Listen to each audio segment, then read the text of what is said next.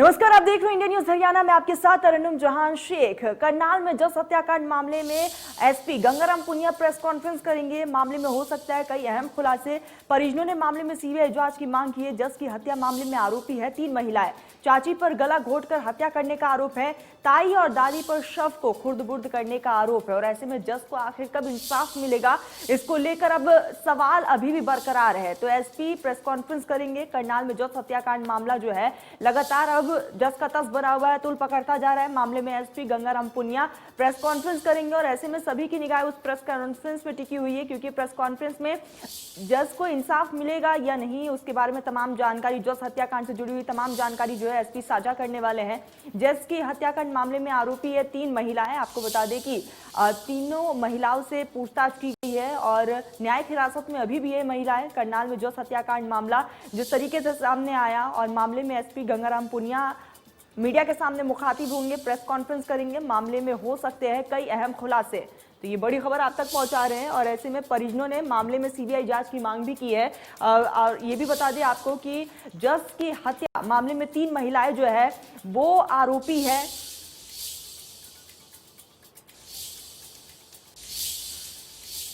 तो करनाल के गांव कमालपुरा में 5 अप्रैल की दोपहर में मां से पैसे लेकर खाने की चीज खरीदने निकला जस अचानक से लापता हो गया था। बच्चे के लापता होने के बाद सबसे पहले एक बाबा पर शक जाता है और गांव में घूम रहे इस बाबा का थैला काफी बड़ा था। सीसीटीवी फुटेज में थैले का फुलाव और बाबा की तेज गति को देखते हुए सबका शक बाबा पे गया था। इंद्री पुलिस उसी शाम को बाबा को हिरासत में लेकर थाने ले आई और पूछताछ की। दूसरी तरफ बाबा से जस का सुराग नहीं लगने पर परिवार ने करनाल में नेशनल हाईवे पर जाम लगा दिया। अगले दिन पड़ोसियों ने छत पर 5 साल के जस के लापता होने पर पुलिस के अलग अधिकारी एक्टिव मोड में नजर आए। डीएसपी विजय देसवाल ने जाम लगा रहे लोगों को समझाने की कोशिश की और रास्ते को खुलवाया। ग्रामीणों को पुलिस की मदद करने के लिए राजी किया गया। रात में ही पुलिस ने कमालपुर गांव की नाकाबंदी करके हर घर की तलाशी लेने का अभियान शुरू किया। और ऐसे में जस की इंसाफ के लिए लगातार कई युवा संगठन हैं जो लगातार प्रदर्शन भी कर रहे हैं और परिजन भी सीबीआई जांच की मांग कर रहे हैं। ग्रामीण में और परिजनों में काफी ज्यादा आक्रोश भी नजर आया था और जिस तरीके से जस लापता हुआ था और उसके बाद पुलिस प्रशासन भी एक्शन मोड में आई थी। और आपको बता दें कि घर के ही 3 आरोपियों को पुलिस ने गिरफ्तार किया है, हिरासत में लिया है और पूछताछ जो है वो की गई।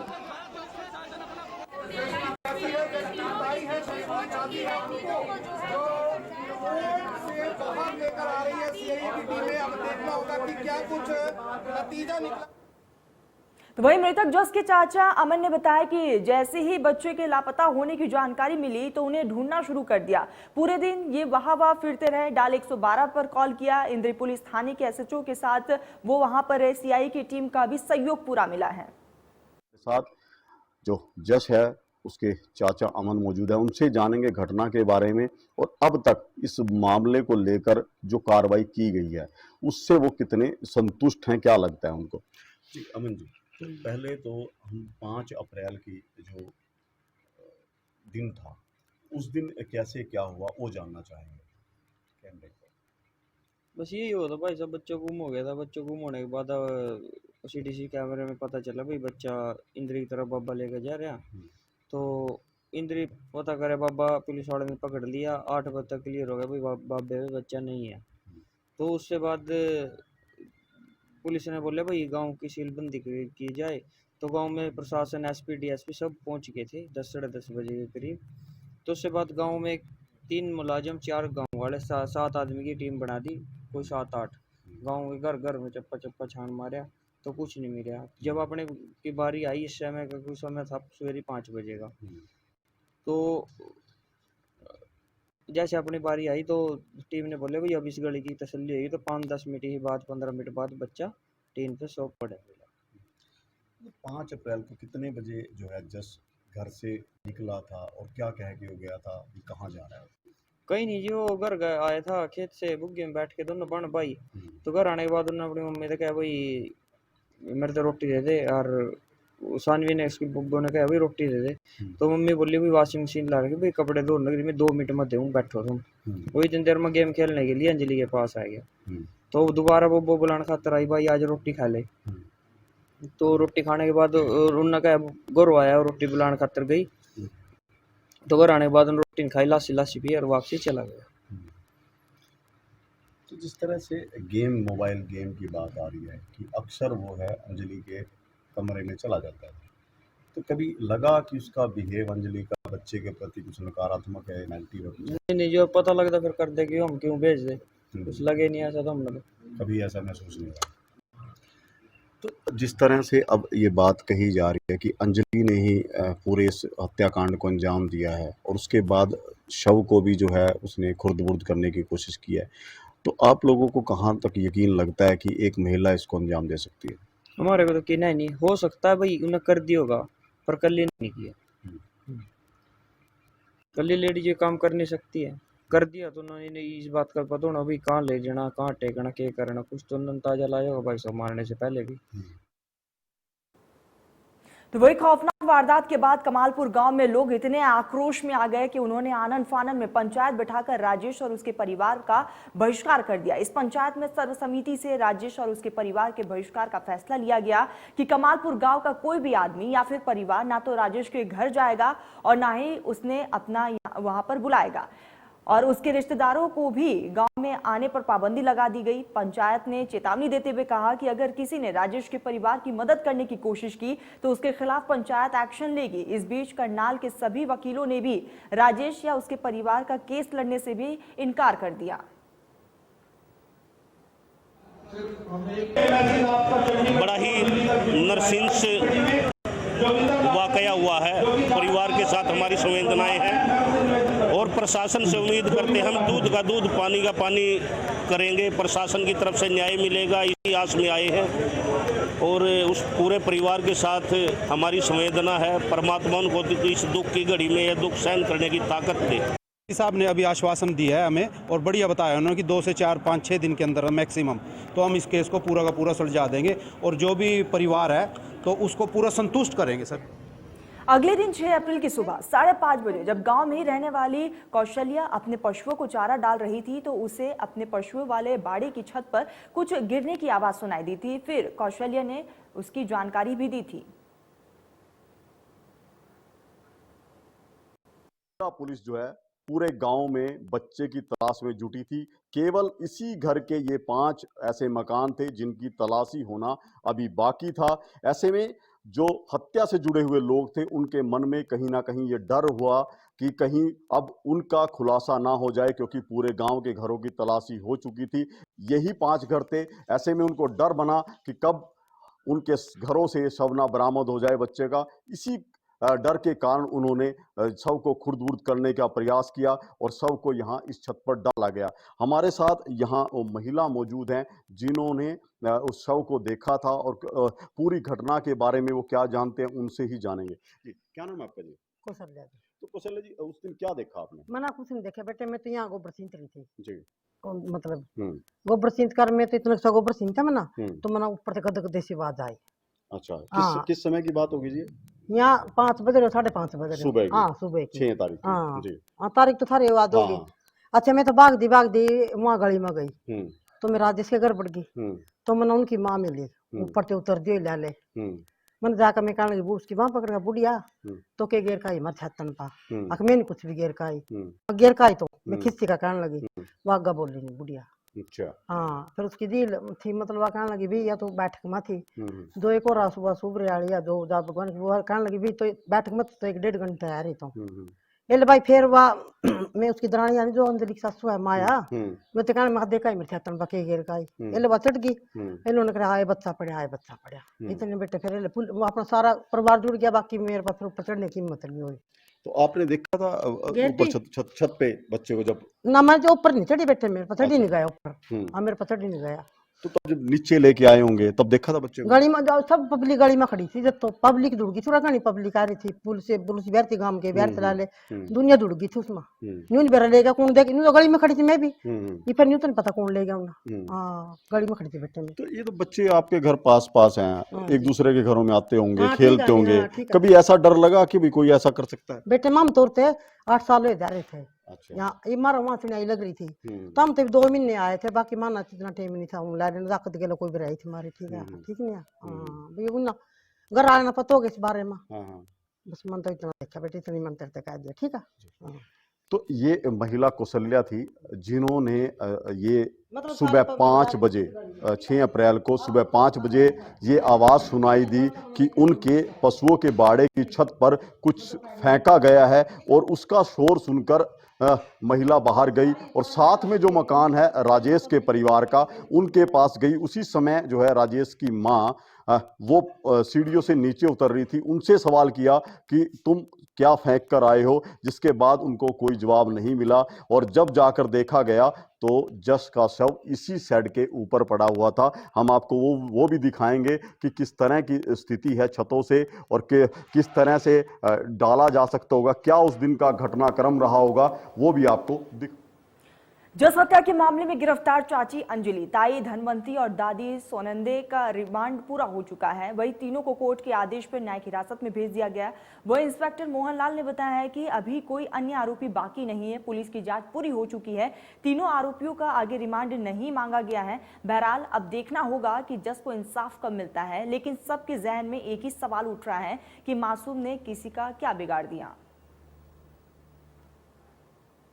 खत्म हो गया था, पुलिस रिमांड के बाद हमने इनको आज पेश किया है जुडिशियल रिमांड के लिए। जी इनको जेल भेज देंगे। कितने 14 दिन के लिए?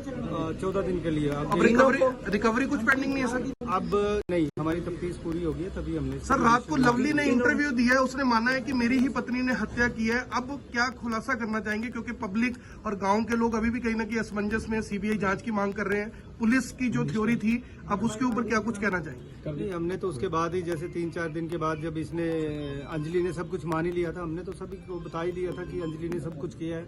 उसके बाद सीनरी क्रिएट करवाया था, अंजलि ने एक एक चीज बरामद करवा दी थी, तो उसके बाद तो सब क्लियर हो ही गया था कि ये सब अंजलि ने किया है। अंजलि ने भी सुसाइड करने का प्रयास किया उसके बाद?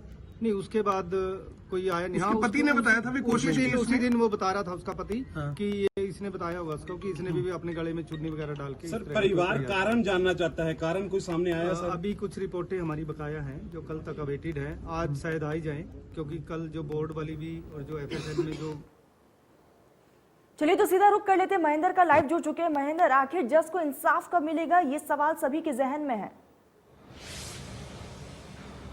जी बिल्कुल तरन्नुम, ये एक बड़ा सवाल है कि जस को इंसाफ कब मिलेगा। इसके साथ ही 3 बड़े सवाल और हैं जो पीड़ित परिवार लगातार पुलिस प्रशासन से पूछ रहा है कि आखिर इस हत्या के पीछे कौन कौन लोग शामिल थे, वहीं हत्या के पीछे वजह क्या है, किन कारणों की वजह से 4 वर्षीय जस की हत्या कर दी गई।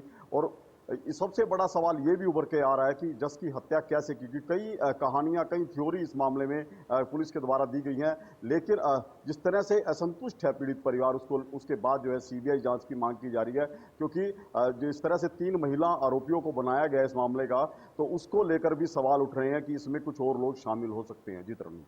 जी महेंद्र, और ऐसे में अभी फिलहाल परिजनों का क्या कुछ कहना है, क्योंकि परिजनों ने कहीं ना कहीं पुलिस की प्रशासन कार्यशैली पर भी सवाल या निशान खड़े किए थे। क्या पुलिस के कार्यशैली से संतुष्ट है परिवार? देखिए, कल भी हमारी जो है जस के परिवार से बात हुई थी, उन्होंने साफ तौर पर कहा है, भले ही पुलिस जो दावा कर रही हो कि उन्होंने केस को जो है ट्रेस आउट कर दिया और सभी जो आरोपी हैं 3 महिलाएं उनको गिरफ्तार कर न्यायिक हिरासत में भेज दिया गया हो, लेकिन अभी भी जो पीड़ित परिवार है इस मामले को लेकर पूरी तरह से संतुष्ट नहीं है। कल भी जो है बच्चे जस के चाचा जो है अमन ने एक बार फिर से सीबीआई जांच की मांग की गई थी। हालांकि इस मामले को लेकर जो सामाजिक रूप से 10 सदस्यीय कमेटी का गठन किया गया था, वो एक बार फिर इस मामले को लेकर एसपी और जिला प्रशासन से मिलेगी, ताकि इस जांच से जुड़े तमाम तथ्यों पर किस तरह से पुलिस ने काम किया और क्या क्या जो है अंजलि के बयान में सामने आया उसका खुलासा हो उसके। बिल्कुल महेंद्र, तो लगातार परिजन सीबीआई जांच की मांग करें। महेंद्र बने रहिएगा आप हमारे साथ। चलिए तो खबरों का सिलसिला जारी रहेगा, लेकिन इसी बीच नजर महेंद्र लगातार बने हुए। महेंद्र, एसपी पुनिया जो है प्रेस कॉन्फ्रेंस भी करने वाले, प्रेस कॉन्फ्रेंस को लेकर क्या कुछ जानकारी है, कब तक किया जाएगा?